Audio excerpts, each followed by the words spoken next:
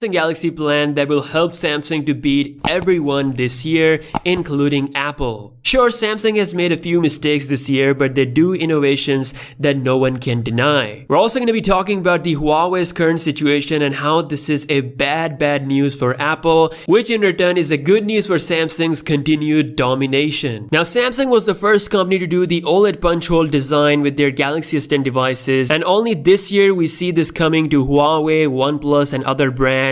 And now the next big thing after the OLED punch hole is the LTPO OLED panel, aka low temperature polycrystalline oxide. Recently, Ross Young has given us some explanation. You see, smartphones now have 120Hz display and battery consumption is fairly high. With LTPO OLED panel, we will have the intelligent variable refresh rate. According to Ross Young, when the device is not in use, the refresh rate will drop to 1 Hz, and as soon as you use it or when it is required, it will jump back to 120 Hz dramatically. This is said to greatly improve the battery life. Apple doesn't have it, and we've heard that they are not satisfied with the results they got on their 120Hz panel that they tested for the iPhone 12, so we might not see that happening. Samsung is giving them their OLED panels, but they won't be giving them this sweet LTPO tech, so this will be exclusive to Samsung flagship phones at least for the first 6 to 7 months. And the awesomeness just doesn't stop there. The Galaxy Fold 2 will be the first foldable phone to have a 120Hz display with the LTPO tech on board. This will make the Galaxy Fold 2 the only foldable phone on the market to have this, so we can agree, at least in one area, no one will step up to Samsung. Now, speaking of foldable phones, Ross Young has cleared some air on how Samsung will be positioning its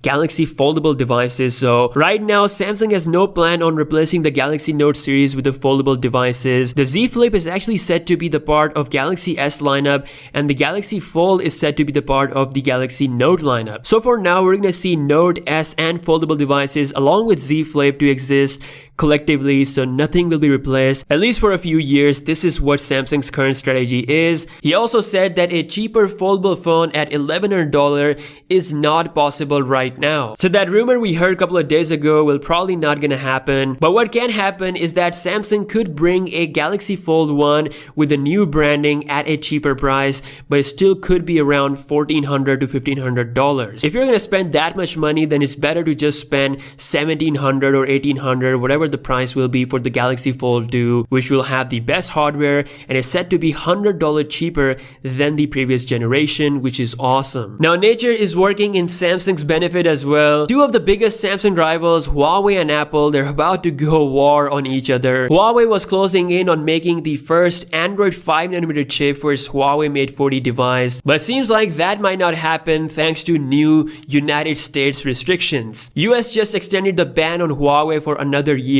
Not only that, they're trying to cannibalize Huawei's effort for their chip business. TSMC was said to be the one that is manufacturing these new chips for Huawei. Things were going smooth, but US restriction has caused a huge problem.